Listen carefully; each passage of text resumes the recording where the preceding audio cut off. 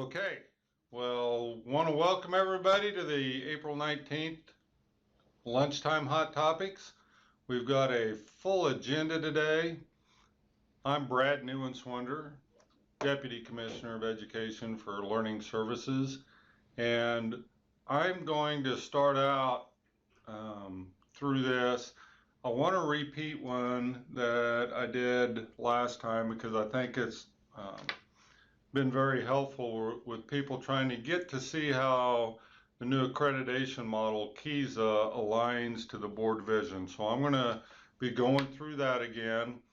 Also, I want to cover again how we'll be using moving forward the post-secondary data, which is from the National Student Clearinghouse. Our goal is you'll be getting this by the end of April.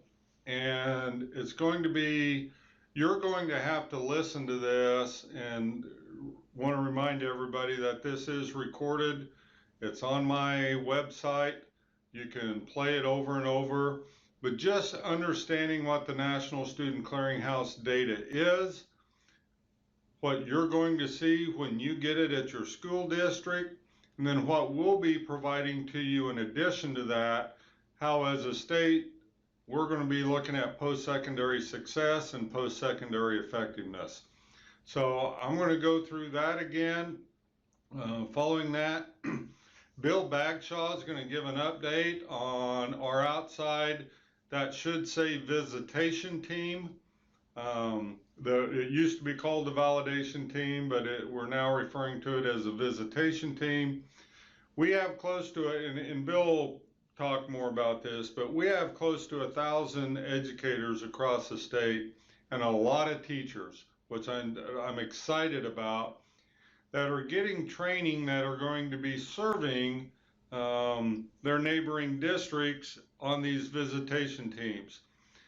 And it's been our goal from the beginning. All the committees we worked with said part of the new accreditation model should have some kind of a third party team that kind of mentors and coaches, so we don't have a district just sitting out there on an island by themselves. So the model that we're moving forward is this visitation team, to where every district's going to have some peers and colleagues around the state that will join them annually to talk about, what is your data telling you? What strategies have you been putting in place? What goals have you set? Who have you involved? And that's part of the trainings going on right now.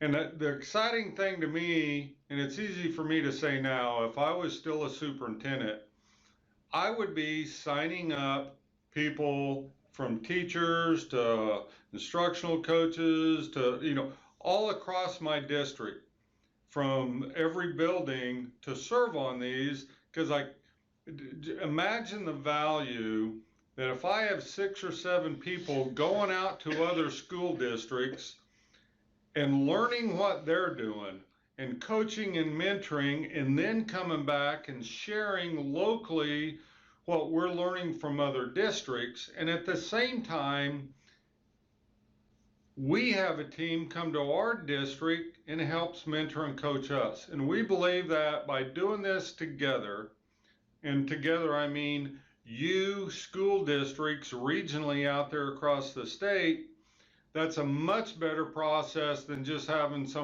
a team come out from Topeka. So Bill's going to give you an update on this, but I'm really excited. And next year and the year after and the year after that, we will just get better at this. Our chairs, visitation team chairs, are being trained by the Kansas Educational Leadership Institute out of K-State. That's Rick Dole, former superintendent at Lawrence. He's the executive director of that. So I just think this potentially could be one of the best components of the accreditation model. After that, Ms. Wilbur is going to be sharing with you the early learning factoids, again, aligned to the board outcome of kindergarten readiness. And then Tate is going to give you an update on equitable services for private schools. Many of the school districts in the state have private schools within their borders, so he'll be giving you an update on that. I also want to remind everybody, if you have questions, comments, ideas, share those with us at the link that you see in front of you. And finally, I just want to remind everybody that there are 3 locations this summer. We'll be having our Impact Institutes. Again, I believe it's about 25 bucks. If you're far enough away, you might be spending the night, you know, tank of gas. But this is where school districts will be coming and sharing what they are doing around the board outcomes. We'll be giving you updates on all the initiatives that are going forward. This is a great time to send a team of teachers, because I know how hard it is during the school year for teachers to break away and really have good dialogue with their colleagues. So the dates, 3 different locations this summer: Washburn, Pittsburgh, and Barton, and we hope to see you there. And finally, you know, Randy and I are doing our Q4 trainings as we speak. I just want to, we are so excited to partner with you on this new vision and where we're headed. And, you know, about 3 times a year, I get to hang out with the deputies from every other state in the nation.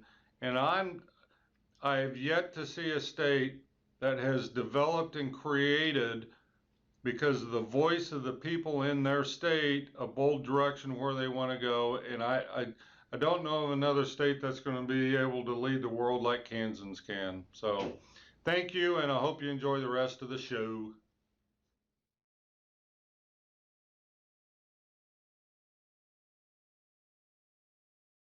Greetings, this is Barb Dayal from the Division of Early Childhood, Special Education and Title Services, and I'm here to review our new Kansas Early Learning Fact Sheet. What you see here is a condensed version of this Early Learning Fact Sheet, or a factoid in other words. So we've defined what a quality early learning setting looks like. For example, you see here the 6 core principles of the Early Learning Fact Sheet, which also includes our mission and vision statement. It also includes effective practices, which you can see again on this card, next steps for administrators, as well as some links to resources. So please check out our kindergarten webpage for the full version of this document and more information with regards to kindergarten readiness. Also, we want to stress that according to Kansas statute, children who are age 5 by August 31st are eligible to attend kindergarten. There are no other requirements. So in other words, schools need to be ready for the students.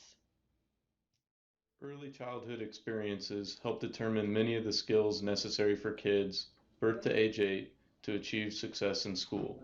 When it comes to kindergarten readiness for children, there are several major areas which will influence their preparation and preparedness. Some of the more important ones are their family, their community, educational environments, and most importantly, the child itself. These interdependent areas of support have a variety of effects on the child's future. More targeted forms of funding, effective policies, and strong systems of guidance increase a child's ability to thrive in various learning environments. These will also strengthen the foundation of school readiness that can carry on throughout a child's entire life. The Kindergarten Readiness Snapshot tool will be used in conjunction with these strategies to help make the process more effective and efficient. I also want to remind everybody that this summer, our Impact Institutes will be hosting them in 3 different locations. These are just great opportunities, especially for your teachers that don't always get to hear these messages or get to work with our consultants, as well as districts across the state that will be presenting specifically what they are doing in their districts around KISA, around the vision and the board outcomes. So it's think it's like 25 bucks for registration. It's 2 days. If you're far enough away from these, there might be a tank of gas and you might have to have some lodging, but these are just great opportunities to get your staff plugged in during the summer months, to get a little deeper dive into the initiatives. So what I first want to start with, and I know this may look small, but you can get a PDF version of this that you can print it. It's also on my website or on my web page. But when you look at the board's vision and wanting to lead the world in the success of each student, they define a successful high school graduate as an individual that is academically prepared, has those cognitive preparation, the technical skills, employability skills, and can be civically engaged. You won't see on here the mention of state assessments. Even though in the old days, that's how we measured success, whether you did or didn't hit an AYP target, that's not on here. But it's critically important to know whether or not a kid is academically on track to be successful. So there's still a huge value to that state assessment when we're defining a successful high school graduate. Is that child academically on track? How are our buildings doing around the standards academically? But it's no longer the focus of how we're measuring success as a state, but it is key in helping us know whether or not our kids are academically prepared. But when we think about the KSDE accreditation model, and we're talking about the 5 R's, one of those R's is the results. And at a state level, we're looking at socio-emotional factors, but those are measured locally. We're looking at kindergarten readiness, looking at individual plans of study, high school graduation rates, and post-secondary success. That is one of the 5 R's of results. But if you want to improve kindergarten readiness and the initiative that we're moving forward, starting next year with putting out a tool to allow every school district to measure whether or not kids are showing up to kindergarten prepared. But whatever that data shares with you, how you improve kindergarten readiness, you're going to be down here looking at the rubrics. What are we doing in early childhood programs within our communities? If you're talking about individual plans of study, the language and what you do to implement quality individual plans of study, you'll find down here in the area of student engagement. Socio-emotional, you'll find down here in district climate. So even though these results are kind of outcomes, where you spend your time throughout the next several years is going to be down here, all right? So then how do we engage our families and our parents? What are we doing in the area of quality instruction and rigorous curriculum? How are we building strong leadership? So I hope this is just kind of a visual of what you do within the KSDE model and how you spend your time. You're also wanting to focus on these outcomes. And here in a minute, I'm going to share with you a little bit about post-secondary success. But this, I hope, is just kind of a good visual. And I'm going to I know it's kind of probably small on your screen, so I'm going to kind of zoom in on this top part. These are things that you want. What is your data telling you? And then how do you drill down then in order to improve your data and in your outcomes? What are you doing in professional learning? How are you allocating your resources? And even though this looks like a lot, our goal within KISA model is just start out with a couple areas. I know every district in this state is already doing work in these.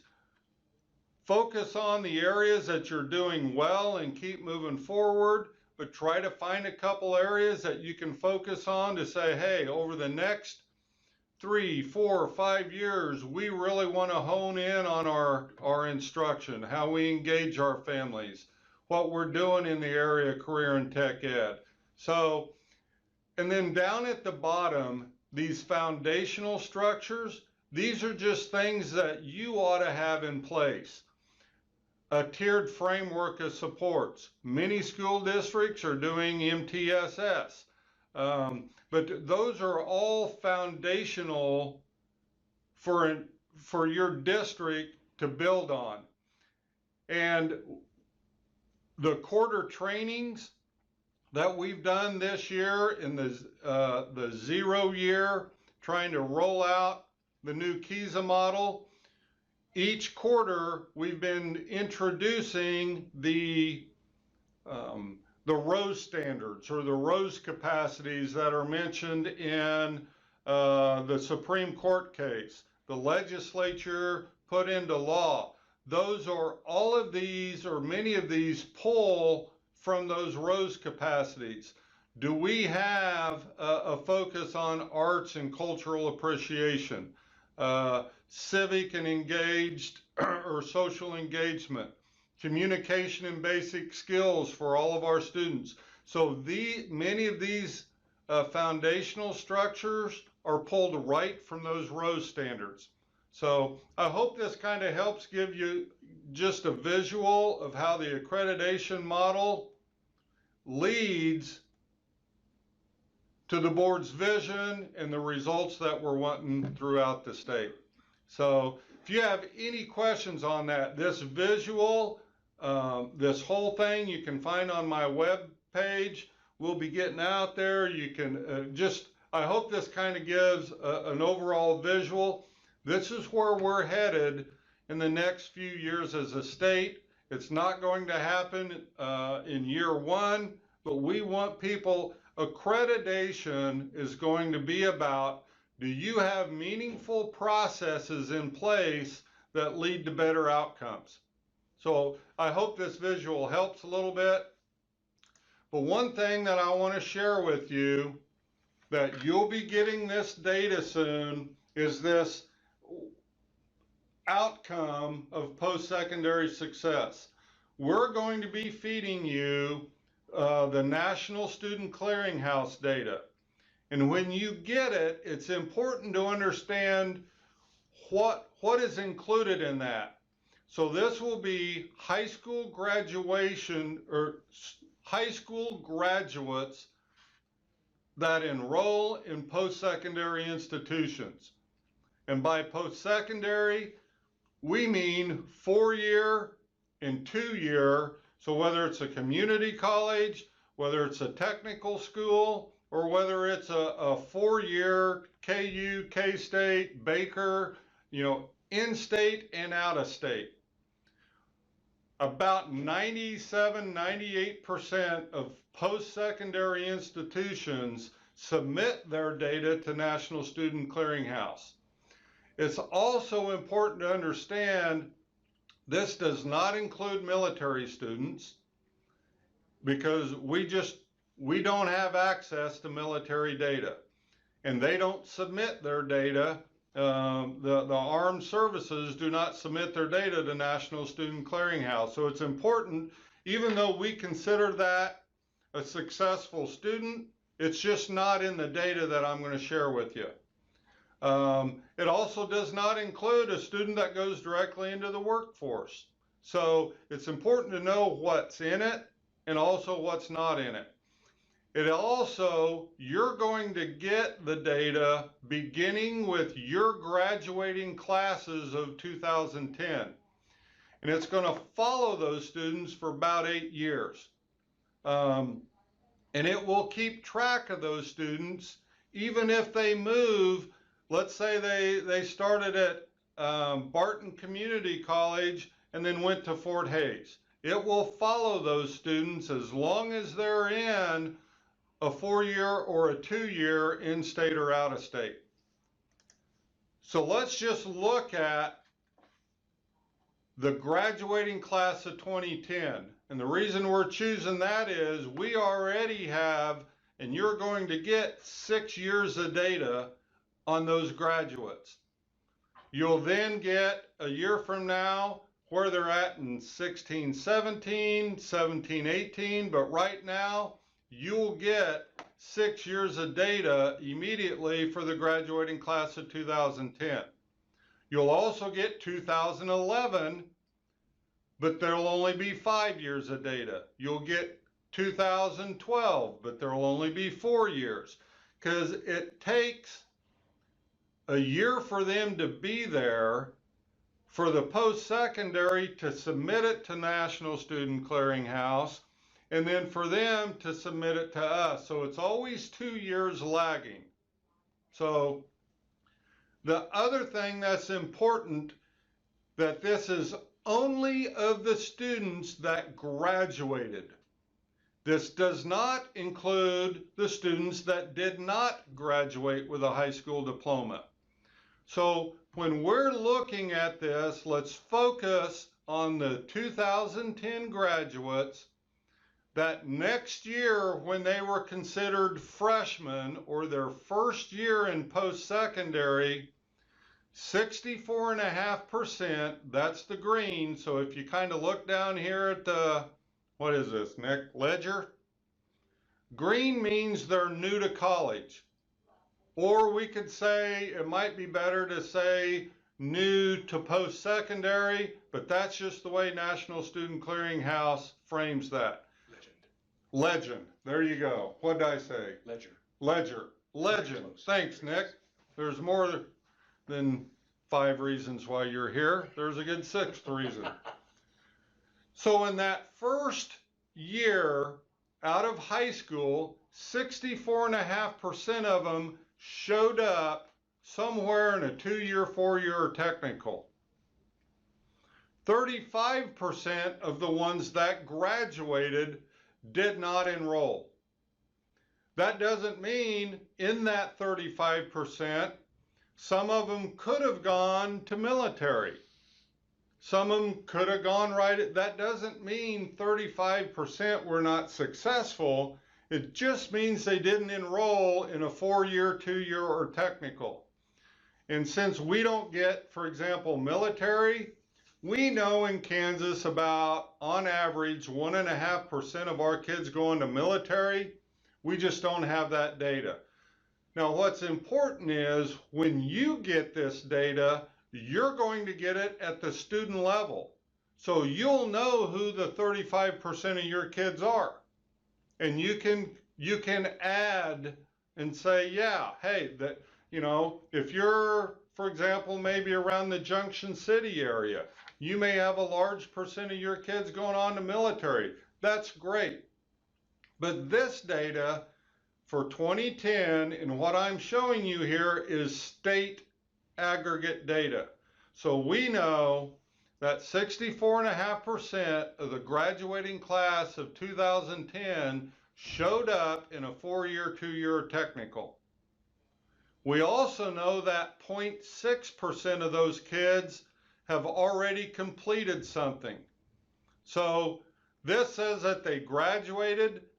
I would imagine that 0.6, they already have their associate's degree maybe, and they completed it during their senior year or during the summer, or that first year out, they've already completed it. All right, let's go to the second year.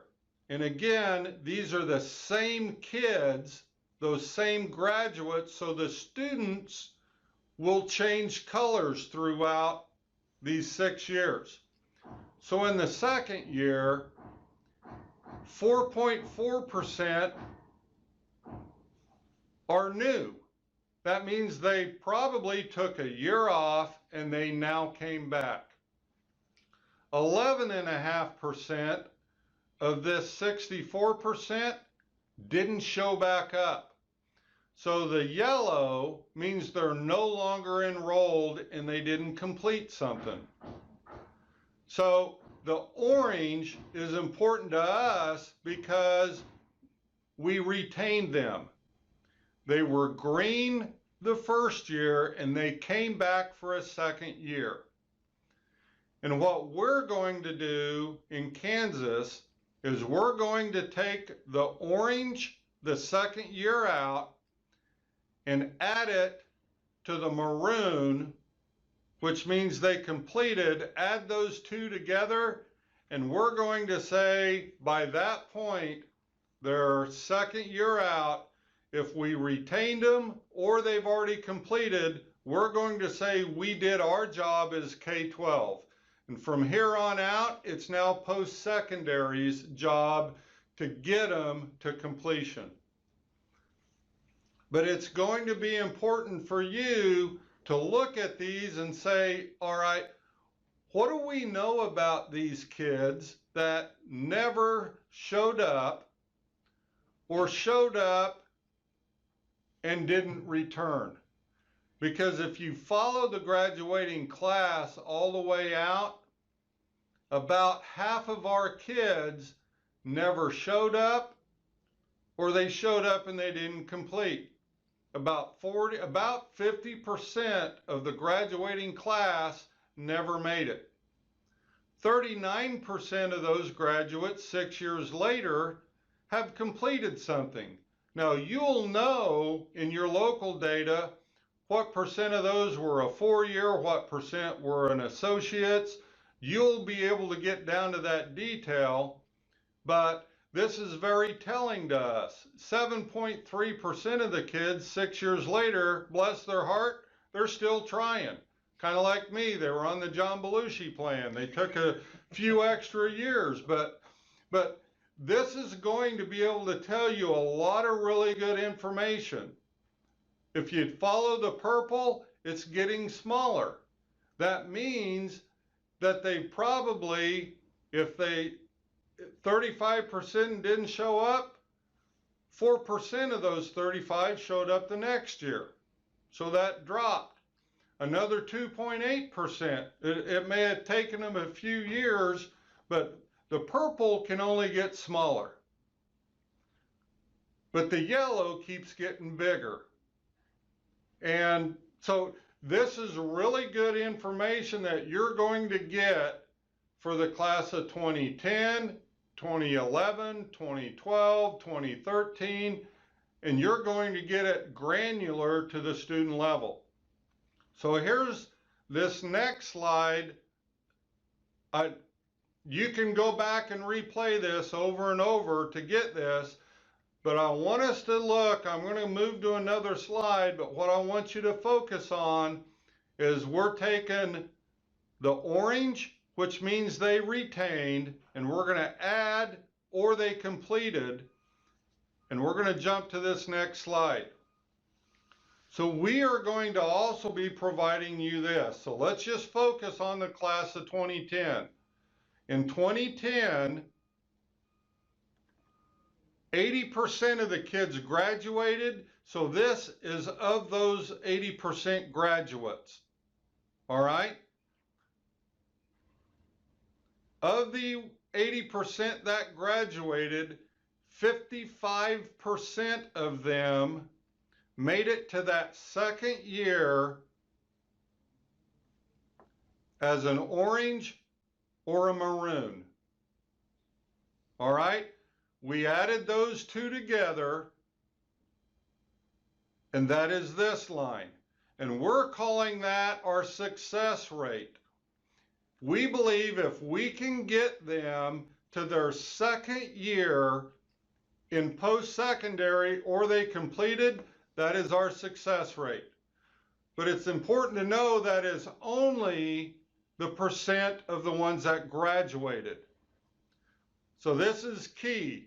Our effective rate is the percent of that class 4 years earlier when they would have been a freshman.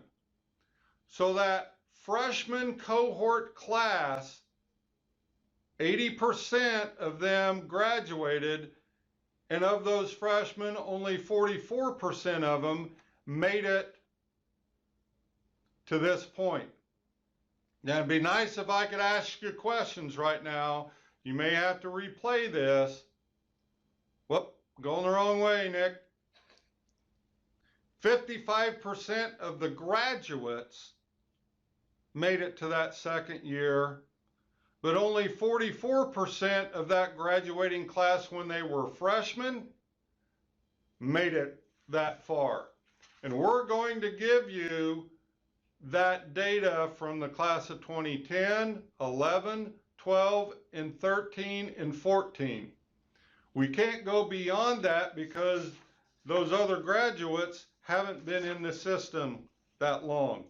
But we will continue to feed you that information. Over on the right, we're going to give you an average, a 5-year average of the graduating class. We're going to also give you a 5-year average of the success rate, and we'll give you a 5-year average of the effective rate. There's some definitions down here. We will also be able to give you, for example, the class of 2015, what percent of them graduated, the class of 2016, but the effective or the success rate and the effective rate will always be a couple years lagging. All right, you may have to replay this a few times to really get your arms around the success rate and the effective rate. And we will be providing some professional development around this over the next couple years. But I'm going to walk you through a scenario here that kind of puts this into perspective. So let's say this is Kansas average data, kind of what I just showed you. And let's say we had 100 kids in the freshman class. If our graduation rate in Kansas is 86%, which is what it is, what it was in 2016, let's walk this through as an example. If 100 kids were in the freshman class and we use the state averages, 86 kids would graduate. So we already lost 14 of them, of those 100. So of the graduating class, remember back, I'm going to jump back here. If 64% of our graduates made it, I may need to hold on to your chair here, 86 kids would graduate. But if only 64% of those graduates showed up to a post-secondary, 64% of those 86 means only 56 of that freshman class showed up in a 2-year or 4-year. Now, when we go to that success rate that they made it their second year or completed, only 46 of those 100 kids made it to their second year. And then if we followed them clear out to those 6 years, if you go back and look at it, only like 39% of the graduating class made it 6 years later to completion. Only about 30 of those original freshmen ever made it 5 to 6 years out. So it's important for you, when you get this data, to start looking at what is it telling you about your graduates. What percent of your graduates went on, but also if you go back to when that group 4 years earlier, if we could get more kids to graduate, if we could get more kids to graduate, and we from 2010 to 2016 we're already seeing an increase, but even now if we could get more kids to graduate, and more kids to make it to that second year successfully, to either retain them into that second year or complete, then we could get more, our effective rate. We need 70 to 75% of our kids to complete. So if we can, and we're at 48% in 2014, we've been averaging 46. We see that it's going up. And again, this is all data before we even started this initiative. So think of what we could do in the next 4, 5, 6, 8, 10 years. We need in Kansas our jobs require 70 to 75% of our kids to complete something post-secondary. We think we can do it in Kansas. So I hope this was helpful to you, to give you this first glimpse. You don't have it yet, but once you get this data, it's going to be very important. Again, when we look at the board's vision and the outcomes of post-secondary measures, this is what we're going to be feeding you.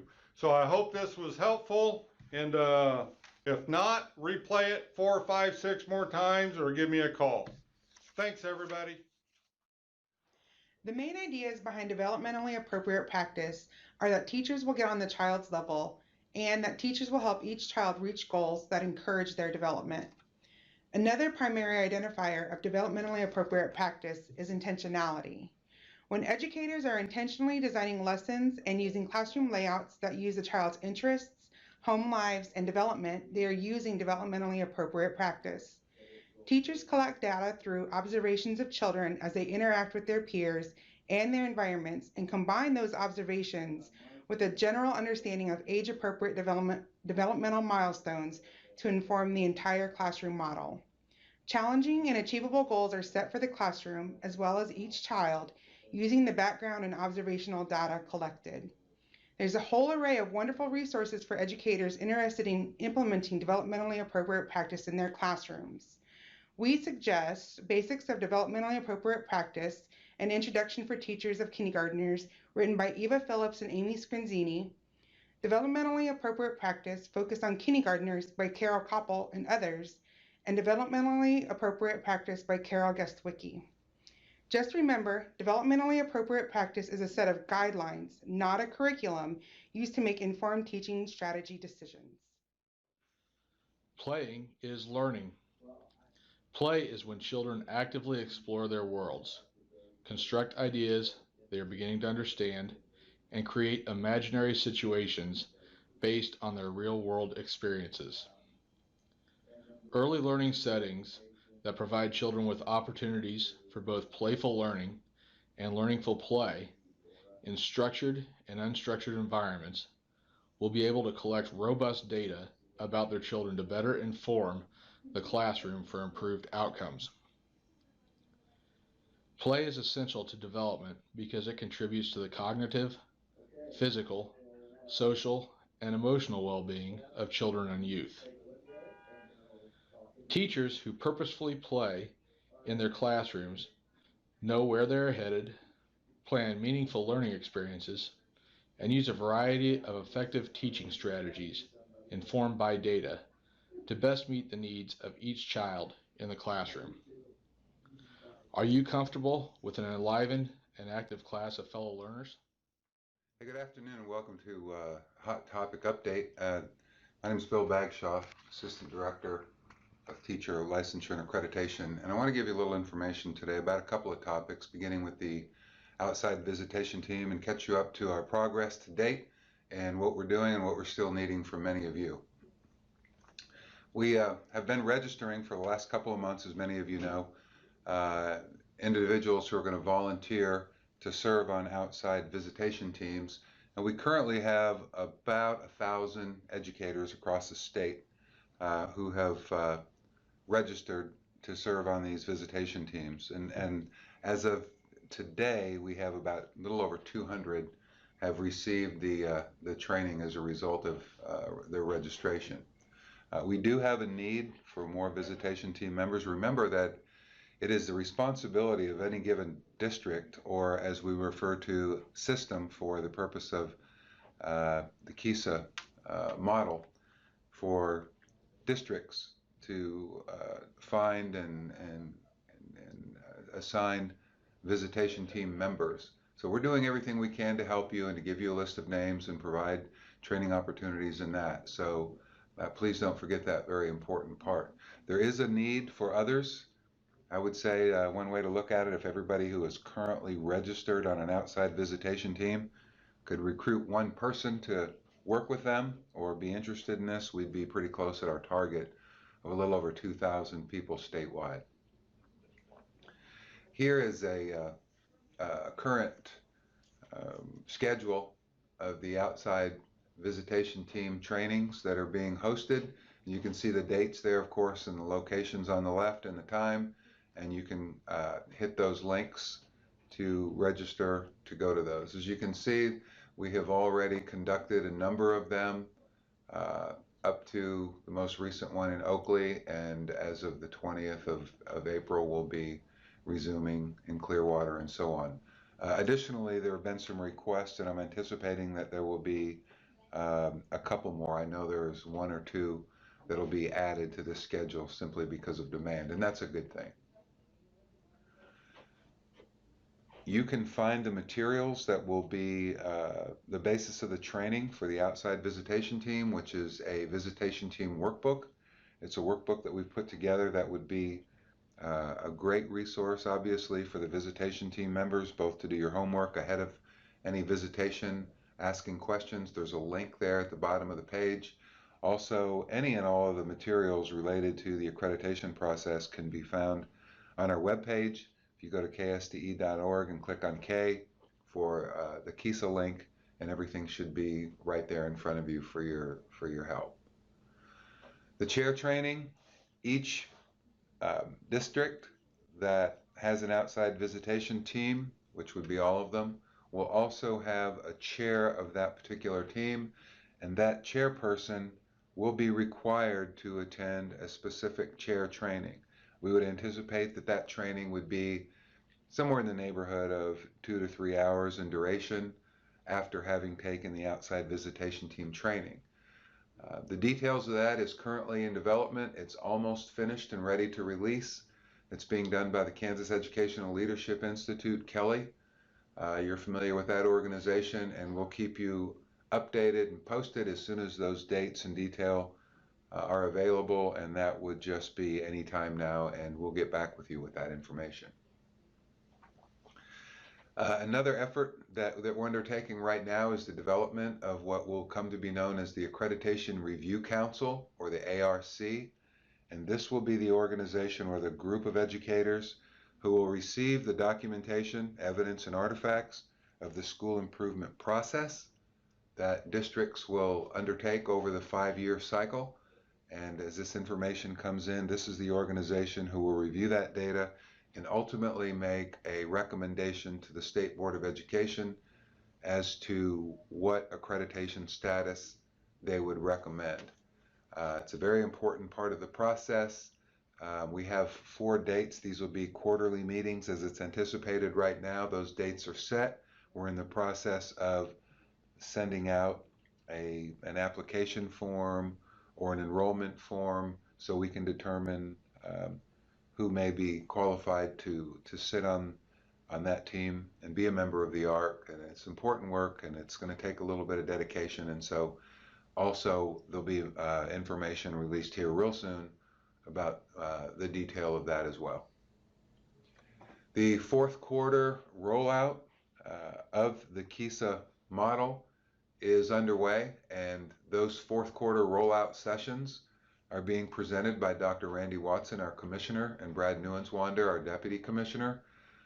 They have been out doing those, and as you can see the dates here, there have been a few of those conducted already, with the next one to be April 24th. And you can see the calendar right here. You can register, and that information is right there. As always, we like to make sure that you know where you can find any resources that we're talking about during these hot topic sessions. always start at www.ksde.org and then go through the alphabet to find what you want. These are the more specific things to what we're talking about today. The KESA web pages, the KESA framework and the rubric links, the 0-year guidance booklets for quarters 1, 2, 3, and 4, and any other pertinent information you may need. Here's our contact information. Again, I'm Bill Bagshaw. There's my information. Kelly Slayton is our educational program consultant, and Dr. Scott Myers is the director of TLA. Please contact us as necessary, and we'll be right back to you and get you any information that you may need. Hey, thanks for listening in. Talk to you soon. As you can see here, it lists 6 types of involvement that skills can use to engage parents effectively. For example, providing parent support. We have programs such as Parents as Teachers. Oftentimes districts offer parenting classes. Communicating with parents, so looking at being sure that there's two-way communication, multiple forms of communication, and whenever possible, written communication in the native language for your families. Providing a variety of volunteer opportunities, so looking at how to integrate family culture into curriculum and instructional activities. Supporting learning at home, looking at collaborating with parents on goals for both home and school. Encouraging parents to be a true part of decision-making in schools, and always collaborating with the community. You can also look at our Kansas Family Engagement and Partnership Standards for Early Childhood. You see a link for that here, and you can find that on the TASN website under the Kansas Parent Information Resource Center. The Kindergarten Readiness Snapshot is a tool that will be used to look at a kindergartner's development in multiple areas. These include problem solving, language and literacy, social emotional development, motor development, and physical well-being. The snapshot pulls from observations from parents and teachers of the children's abilities and skills. It will also coincide with Kansas standards already used in kindergarten settings. This data can be used in multiple ways. Policymakers will consider targeted ways to increase readiness for future kindergartners. This will also allow parents, administrators, and teachers to plan strategically in the home and classroom using data-informed decision-making. The data collected will not be used as an automatic referral for special education. Instead, it is largely observational in nature. Overall, this program will help look at multiple developmental milestones and also better prepare the kindergarten classroom for all children. Statewide data collection will begin during the fall of 2018. This is Tateman, and I'm the private school ombudsman for the Kansas State Department of Education, and we're going to talk about equitable services for students and teachers in private schools today. We'd also like to let you know that there'll be a webinar put out probably mid to late February. They'll be available to all school districts and private schools. They'll go much more in depth than what we're talking about today. Today's just kind of a general overview of the requirements for public and private schools working together and a few of the basic changes through the Every Student Succeeds Act that we need districts and our private schools to know about. Many things aren't changing when working with our private schools and our title services. And these are some of the basics that we've always had to do when we work with our private schools. The key is to engage in timely and meaningful consultation with private schools. And one of the things here, it also should be ongoing. And we'll look at a chart later on in this PowerPoint that will be a really good example of how things should be going on. It shouldn't be 1 or 2 meetings a year, but how we should talk through email, phone calls, in-person meetings, so we make sure the funds are spent appropriately for the needs of the students and staff in our private schools. The second one here also kind of talks about that we need to provide the students and teachers with an opportunity to participate in activities that are equivalent. And that's kind of where the equitable services come into place. It doesn't mean the same services necessarily as in the public schools, even though it could be if the needs are the same in both the public and private schools. We need to assess, address, and evaluate those needs because we're not just going to provide the services, we're going to make sure the services we're providing have the positive effect that they're meant to have.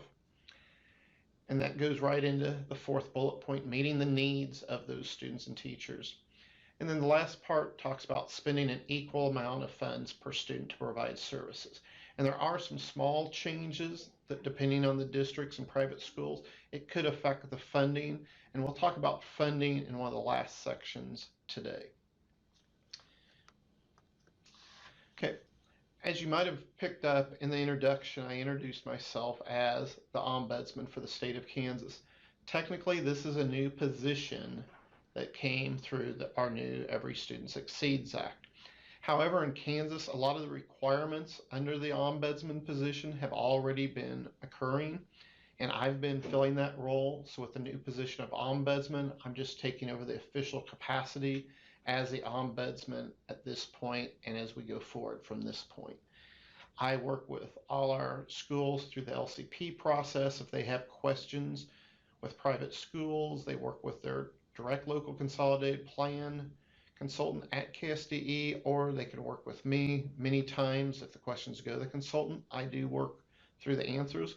Also, I work with the private schools through the Catholic Archdiocese in some cases, but especially the Kansas Association of Independent and Religious Schools. I work with them with their leadership conference, with their summer conference for teachers, and throughout the year with state activity funds that are provide services for our teachers through Title IIA.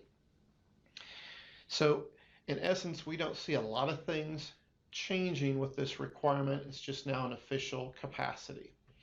One of the things you'll also see on some of the slides, or what we have here at the bottom, is the citation. If you want to find where some of these things we're talking about are in the law or in the guidance, we have ESSA sections 1117A3B and 8501A3B.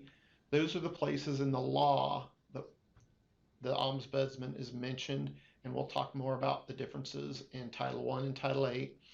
And then whenever you see a fax in this N1 through N5 is from the guidance. And if you're interested in finding the guidance, it's the fiscal guidance and services for equitable services for private school students and teachers. And we'll have the link in our resources section of this PowerPoint.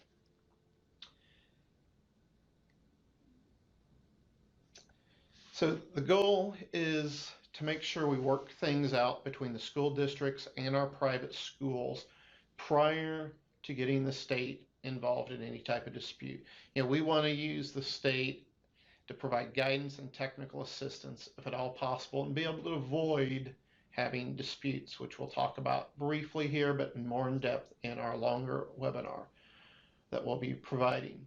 But one of the other requirements is that we're also going to continue to monitor and enforce these equitable services requirements. We've always done this in the past through our LCP application process and also through our Kansas Integrated Accountability System monitoring. So this piece is not new, even though it's specifically mentioned as new in the law. As the Ombudsman, I will work with our SEA staff to provide these protocols. Many of them are already out there. Most of our public school districts won't see any changes in how we're monitoring with the private schools. We'll continue to collect the private consultation forms, which will be updated with some of the changes we'll mention in this webinar, and through the common monitoring process that we've been doing the last 2 years. And then also, I'm the primary contact, like I said before, when there's complaints. So if there's a complaint from a private school about what the public school is doing or vice versa, and the two groups cannot work things out, they'll come to me with the complaint, and I'll work through the ESEA complaint procedures. We already have these complaint procedures in place, but we're also going to look to see if we need to make any modifications going forward. So the next couple slides are going to talk about the very basics of consultation and how important the consultation is. The consultation is an agreement between private school officials and our LEA staff on how the LEA is going to provide equitable and effective programs for our private school children who are eligible. We look at two different things that makes this most successful. The first one is ongoing communication. If we haven't established a good communication source through the in-person meetings we have, through our phone calls back and forth, having questions, looking at how and what we're going to spend our funds are, it's going to be harder to have success with our equitable services. So with that communication, we also need to develop the relationship. So there's a trusting relationship. People are free to question what's in the best interest of these students based on the needs of the students. It's not what a principal in a building thinks is right. It's not what the district staff thinks are the needs of the students and staff in the private schools. So we've got to develop those relationships. And that's why we highly encourage at least one, if not multiple meetings happen in person between SEA or LEA staff and the private school officials.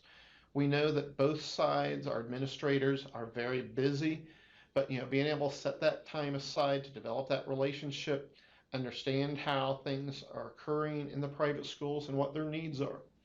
We've also known in some places where this has been very effective is sometimes the private school meetings and the consultation meetings are held in the private schools so that the LEA staff can see what's happening in the private schools or possibly in the public school. Every meeting does not have to be in person. A lot of the follow-ups could be phone calls or just checking in. We also have some districts that have looked at providing quarterly updates on the expenditures to remind our private schools of how much money's left for services and how that money's planned to be spent. Because that's the key is during this communication and building these relationships is planning for the next year. So in August, when our school year starts, there's already a plan in place. We're not coming up with things as the school year goes on or trying to decide in March and April how we're going to get these funds spent for the school year.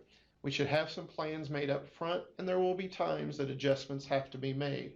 And that's why having these positive relationships will help when those adjustments have to happen. So here are some of the things that in ESSA have been expanded when consultation is to occur and things that should be discussed about. When we look at this list, we know many of these things were already happening. So some people might seem a little confused as these aren't new, we've been doing them. And in many cases, that is probably correct. These have all been best practices in the past, but now they are required by law to occur during the consultation. The first one is talking about how the proportionate shares of funds is determined. Many times it's just the amount of funds, and one of the reasons is in many states, it's the school districts that do all the formulas to determine these funds. However, in Kansas, at the SEA level, we put all these formulas in place. The Title I funds are determined through formula that is set up in the LCP application. And for the rest of the programs covered under Title VIII, that we'll talk about those specific programs later on, those we send out by figuring out the formulas at the state level. So we tell districts and private schools what the district level funding is for both the public and private schools, so the district doesn't have to do that. And we'll send out the information to our schools of how those are done through the formulas. The second piece is to talk about whether or not it's going to be LEA staff that provides the services or if it will be a third party, such as a consortium, a possible another government agency. We do not see this used a lot. We do have a couple places in the state where this is used, or typically it's a university that's the third party providing the services. Some places we have school districts, some of our larger districts that pool the funds for equitable services for their entire catchment area. Sometimes that allows for more services to be provided. We also should be talking about the approximate day and time that these services will be provided. We shouldn't be discussing in April or early September when this is going to happen. If we're going to have a teacher part-time in the private school, we really should have that decided before the school year starts so all schedules can be determined and we're not having to adjust schedules too much after the start of the school year. And then the last one, another one where we typically don't see happen a lot, but is possible, is whether public schools with consultation with the private schools are going to consolidate their funds to provide the equitable services across all programs. A lot of times we don't see this happening just because the amount of funds many of our schools receive for private school services is very small. Another change when it comes to consultation is on the written affirmation. Currently, we have districts and private schools sign off and send in the written affirmation. One of the things that has to be added will be a checkbox underneath or close to the signature of the private school official. And that checkbox is for the private school official to check that says they do agree that timely and meaningful consultation has not occurred. So basically what we're going to expect is to see that checkbox on all of the sheets that come in. Because if a private school is not willing to check that box, we should be having those discussions and communicating why they don't feel like this has happened and making sure the timely, meaningful consultation has occurred. If that comes to the state without that checked, we will be making phone calls and following up to see how we can assist in making sure timely and meaningful consultation occur. That, like I said, will be close to the signature page. We'll also have the same check boxes for which programs the private schools will be participating in, such as Title I, Title II, Title III, a new program, Title IV, if appropriated. We will go ahead and put it on the form because these original consultations will have to occur before we know if those funds will be appropriated. And then also we have some areas that would also have consultation about migrant and immigrant programs if applicable. I've mentioned Title I and Title VIII a couple times already. These are the places in the law where they're mentioned. The equitable services under Title I are in the Title I section under 1117, and the Title II through Title VIII programs are listed under Title VIII in sections 8501 through 8504, which is under the Title VIII uniform provisions. So what programs are we talking about that are covered under Title VIII? And we have a list of those programs here. Title I Part C, which is more commonly known as the Migrant Program. Title II Part A, supporting effective instruction. Usually we think of that as our professional development and mentoring program. Title III Part A, which is our English Learners Program. Title IV Part A, Student Support and Academic Enrichment Grant, is the formula grant that I've mentioned before that we're expecting to have. At this time, we've been told by the Department of Ed that they will not have appropriations until late April, early May at best case, but at the latest we should know what the appropriations are by September 30th if there are appropriations to be given out. At this point, that has not even been confirmed. And then the last program, which we do currently have some districts that are private schools that participate in it, is the Title IV Part B, 21st Century Community Learning Centers, which those programs are overseen through a competitive grant by Chris Macy here on our Early Childhood Special Education and Title Programs team. I've mentioned the consultation form, and we are currently updating that as we speak. So along with the webinar, the new consultation form should be available online, and information will be sent out on listservs when that is available. Our next slide is a really good slide that we encourage people to really look at and kind of keep as the base for their consultation. This was provided to us from the United States Department of Ed. On the left side, there are the requirements that we've always had for consultation, and on the right side, some of the new ones that are required that I mentioned earlier. A lot of these have been happening, and this just the general information that I talked about at first about timely and meaningful consultation. But one of the things we really like about this is it just shows the calendar year and everything is continuous. It's not that we start and have a discussion in May and then don't do anything until August, because usually we're going to want to have things going on throughout the year with discussions and making updates at all times, because we're going to have questions throughout the year of what might be happening, or if we need to make adjustments for professional development purposes, maybe a professional development activity we've been planning on having a teacher from a private school attends been canceled, or maybe because of a schedule that person can't attend that anymore, or maybe the needs of the district have changed since we first planned things in the spring. We also might have changes with staffing. If a teacher is unable to perform the task and there's having to be some changes, we need to work on that.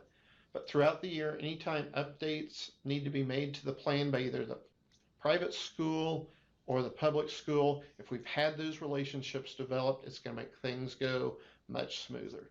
So if we spend the time up front, do a lot of planning, things work out a lot better, and those relationships stay very positive.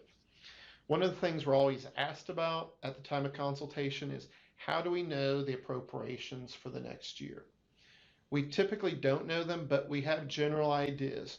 Year to year, we typically do not see big changes in our title programs. And like as people start getting ready for our consultations for next year, we always say start at the end of February, first part of March, planning for next year. We know in Title I, generally, we're expecting approximately the same. Title II, we know there are big changes.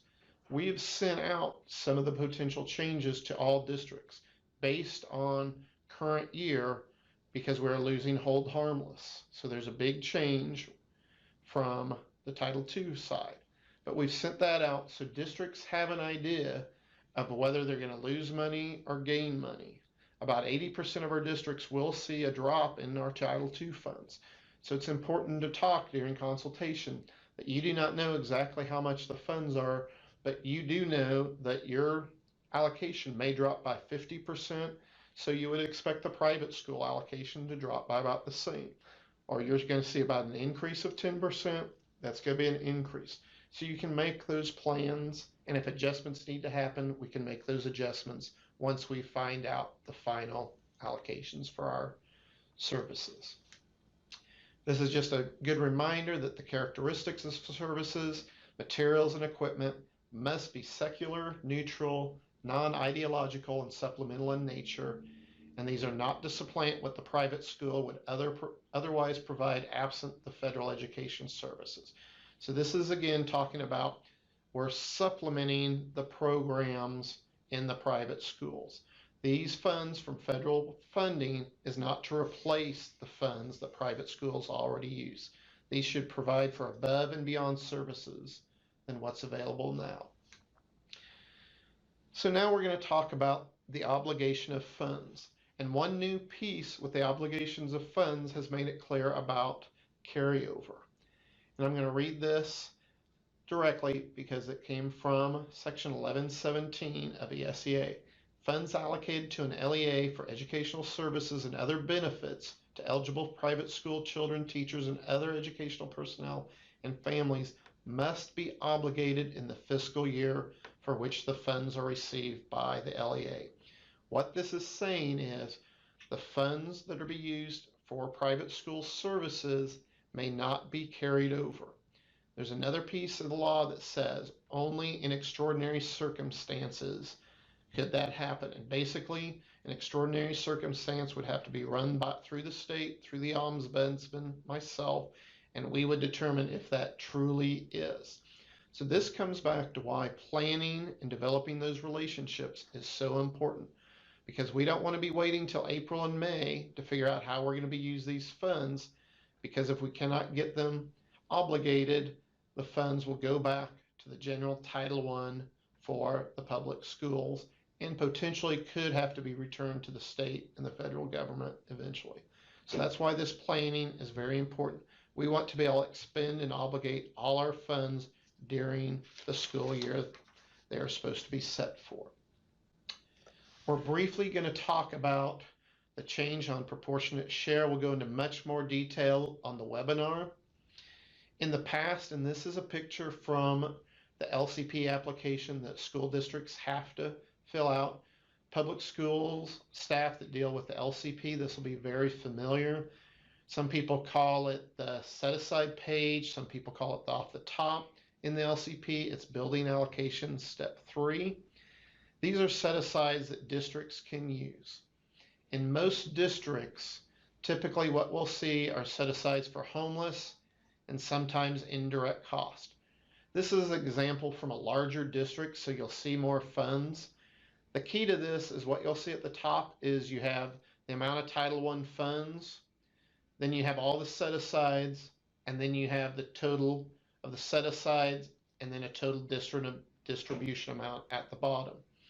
Previously, the private school proportionate share was based on that total distribution amount at the bottom.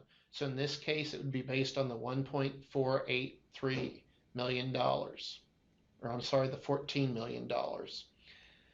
However, under the new law, it's based on the original amount. So instead of basing the services on the total distribution amount, the proportionate share will be based on the 22 million rather than the 14 million. So private school shares will increase in some of our larger districts. So that means there'll be a little less money for the public school and a little more going to the private school.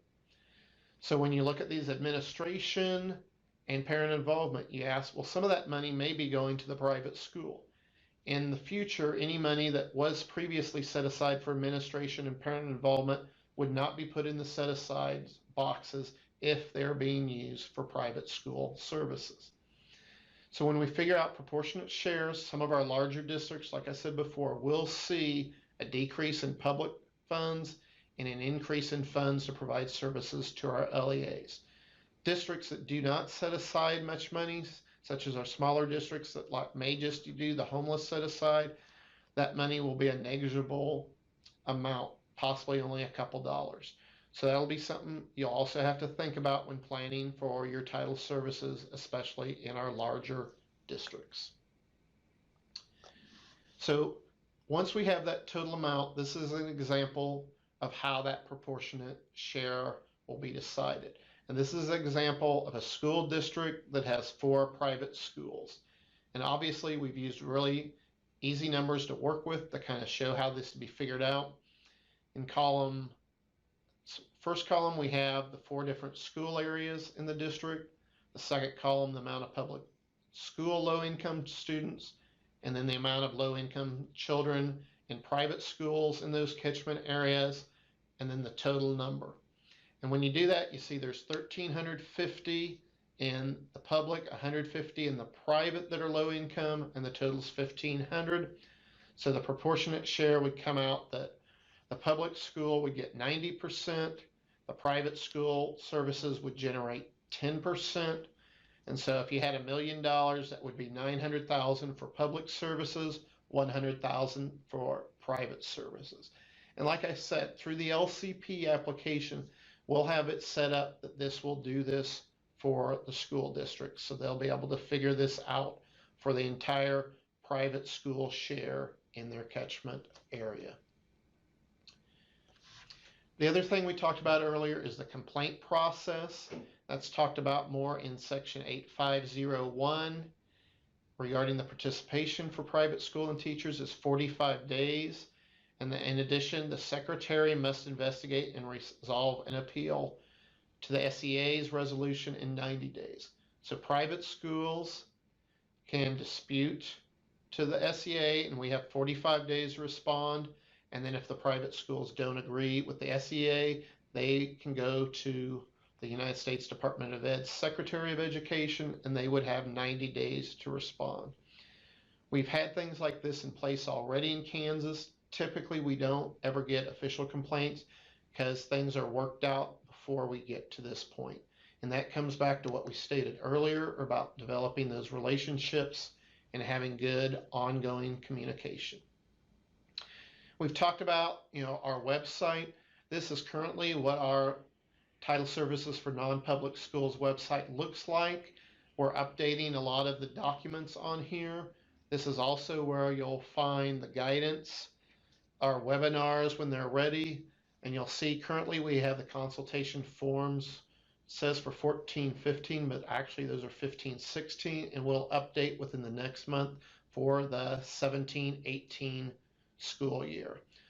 So those are incorrect right there, and that's why we are doing the updates on top of the new law, just completely updating our web pages.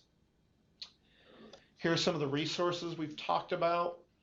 The Office of Non-Public Education is the part of the Department of Ed that supports our private schools that are accredited, non-accredited private schools, and our home schools across the United States. They also have a listserv that we encourage our private schools and our public schools that have private schools in their catchment area to join. We have our non-regulatory guidance. And one of the keys here is we have some new guidance through ESSA, but it only discusses some of the items that we deal with. So currently, and this is what we state here, except as amended, the following guidance remains applicable. Title I services to eligible private school children guidance. Most of that is unchanged at this point. They will be updating it in the next year or two. And then our Title IX Part E uniform provisions, Subpart 1 private schools. That is now under Title 8 that I've mentioned throughout this webinar. Much of that guidance is still in effect also. Here's a link also to the key ESSA resources just in general for school districts and private schools. And then the last resource is the actual link to the KSDE non-public title page resource that I just showed you a picture of. So I want to thank you for your time today. And if you have any questions, feel free to email your consultants at the Kansas State Department of Education. Thank you very much. What is redshirting? Redshirting is the term used when the decision is made to hold a child back 1 year before starting kindergarten, allegedly to give them the gift of time. Redshirting, giving a child more time to prepare for kindergarten, may actually be detrimental to the child, especially if multiple factors exist, such as them being low income. Time is not the only component affecting a child's development. The experiences they receive at home, in the community, and in other early learning settings are integral to their overall success. We also have to think about how this will affect the child on the back end, being the oldest, biggest child in high school. Utilizing developmentally appropriate practice in the kindergarten classroom may be more advantageous to the child's long-term development and academic success than redshirting.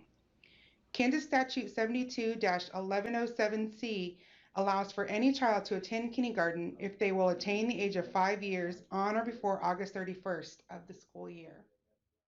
Some ideas for successful transitions would be to allow children to express their feelings about the upcoming change, allowing them to do activities such as writing and illustrating a class book, asking them what they think it will be like, and including those ideas in their book.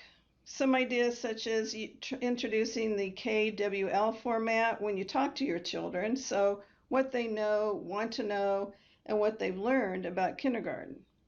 Provide some opportunities to visit the kindergarten classroom throughout the year and engage in some joint activities. Also, share kindergarten readiness information with families. So some ideas to help them with the transition into kindergarten, such as the importance of daily reading, practicing those self-help skills they'll need in school, and looking at earlier bedtimes. Provide open houses, orientations, and school visits for families. IEP teams, along with the family, should address a smooth kindergarten transition in the child's plan. You can check the National Association for the Education of Young Children, or NAEYC, for more information on transitions. Hello and welcome to the DLS Hot Topics update on kindergarten readiness and early learning. The date for this is April 2017. I gave an update to you all about a month ago. Some things have changed a bit, so I wanted to make you aware of that. My name is Tammy Mitchell, and I'm an Assistant Director on the Early Childhood Special Education and Title Services team. I wanted to show you the implementation timeline for the kindergarten entry snapshot. You'll notice that all of the entries on this timeline have an asterisk beside them, and at the bottom it says that this is to be determined. The reason for this is because all of the items on this timeline are somewhat of a checklist, and they have to fall in this exact order in order for us to meet our timeline. I did make a presentation to the Kansas Board of Education last March, and our kindergarten readiness work group made a recommendation. The board approved that recommendation, but for April we are going to ask the board to rescind that recommendation and instead make a different recommendation that will allow KSDE to engage in a request for proposal process. I want to be very clear about this because in order for KSDE to select an appropriate vendor and to enter into contract negotiations in order to get the best price and the best services, we do need to go through this request for proposal process. So these are items we hope to get taken care of this spring in order to be able to move forward on ordering materials and beginning our training of trainers this summer in 2017. Phase 1 of training on the snapshot tool will take place in the fall. This training would be for kindergarten teachers to know how to administer the tool, how to enter data, how to engage parents and families, and just some logistics about how to set all of that up. That would be in the phase 1 training. And then phase 2 training would be going back out and talking with kindergarten teachers and elementary staff people regarding how to use the data locally and appropriate ways to use that data within an MTSS framework. Then the goal is to have materials ordered, training in place, so that in the fall of 2018, we would begin the official statewide data collection. I want to make sure that everyone is aware of the fall of 2018 because that is the target that we're shooting for. So while there might be several things that happen between now and then that kind of ebb and flow, the statewide data collection is going to be fall of 2018. So a lot of people are worried that it's supposed to be yet this fall in 17, and I want to make sure that we're really clear that we do have a year to put all of this in place.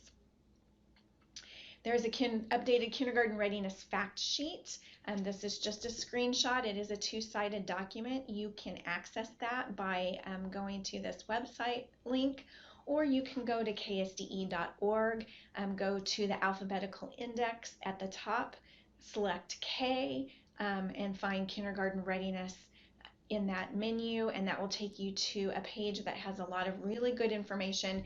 This fact sheet is at the top of that page right under the commissioner's video. Please, instead of believing rumors or fake news about kindergarten readiness, please check the fact sheet for the most updated information. So since kindergarten readiness has become a board goal, there have been a lot of really interesting conversations that have taken place in districts and a lot of really good questions that have come to us at KSDE. So starting with one, how can schools be ready for children? Schools need to be ready for the children that they receive and not necessarily children being ready to attend school. So we will be talking more about those questions in future early learning roadshows. Other questions are, what is a high quality early learning experience?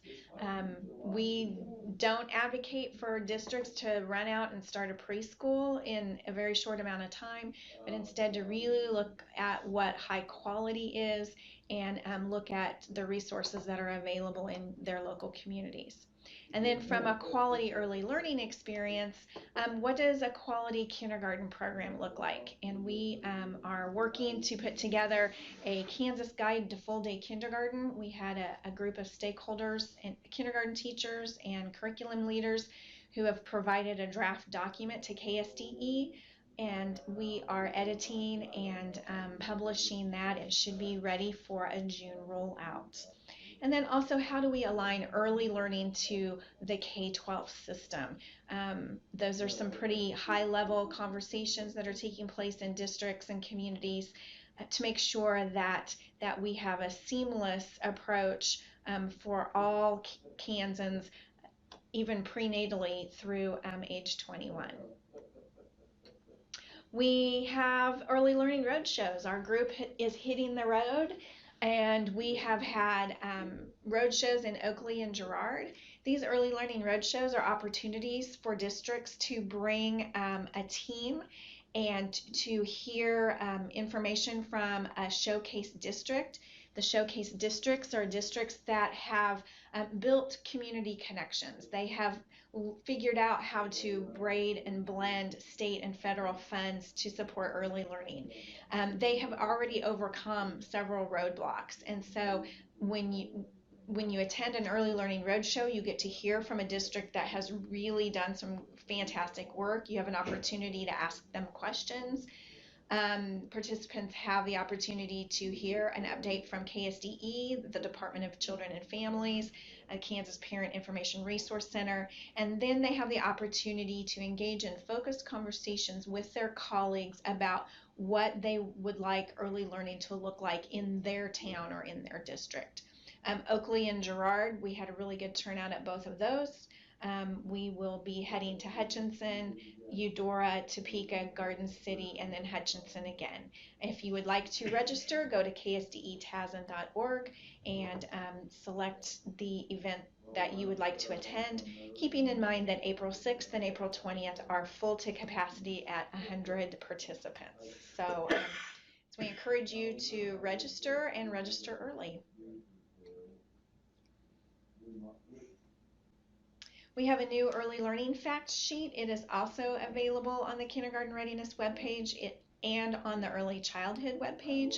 And this really expands what we're working towards in early learning, and especially the idea that early learning spans birth through age 8.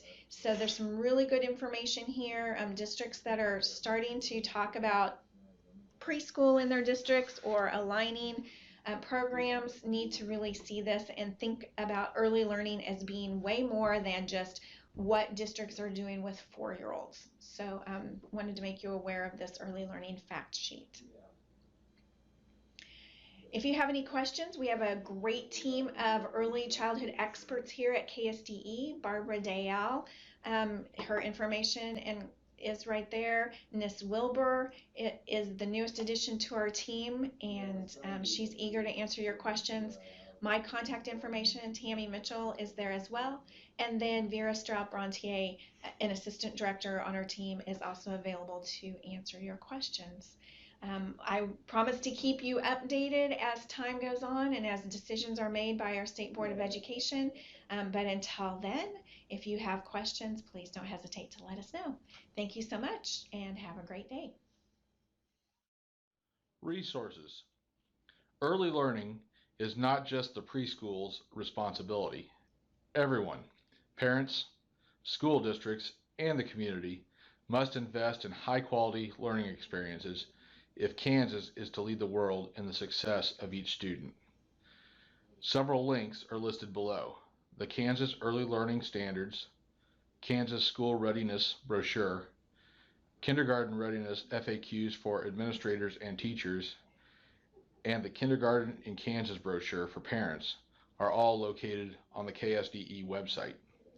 In addition, the following link, Kindergarten Readiness, Help Your Child Prepare for Parents, is located on the Mayo Clinic's website.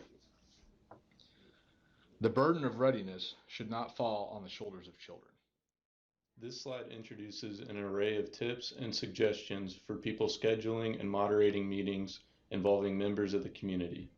When it comes to increasing the likelihood of progress during these conversations, some of the following ideas can be useful. Decide the type of meeting this will be. Is it continuous or just a single event? Differentiating this will help you plan the discussion. Set a time to start and end the meeting, and do your best to stick within this time frame. Planning adequate amounts of time is essential for a successful meeting. Always try to have an agenda. This will help you tackle important topics and stay on subject. Attempt to stay on task, but remain flexible to other subjects that might be pertinent to the discussion. Have thought-provoking questions prepared for the group. This will help guide them and allows you to remain focused on the topic at hand. Invite people that will bring valuable insight to the meeting. This can include community members, parents, and other non-educators. As the moderator, be sure to engage everyone and keep tensions from rising. Following this basic guideline of ideas will assist you in having a successful meeting.